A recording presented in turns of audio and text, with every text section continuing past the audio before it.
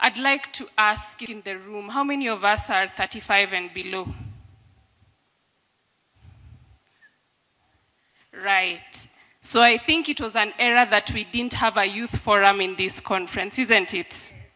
So I tasked June, who is also within this age bracket, I believe, next time as we have a women forum, which I'm very proud to be a woman, let's have a youth forum. Because as we look at unlocking Africa, who is going to unlock Africa? The young people, isn't it? The young people are the ones who are going to unlock Africa. So it's nice that we have our meetings, our stakeholder conferences, but then we need to get to the ground, to the young people who are going to unlock Africa, so that they can be invited to such forums and we are able to actually unlock Africa. Thank you so much. It's an honor to be here, and I wish to interact with you afterwards. Thank you.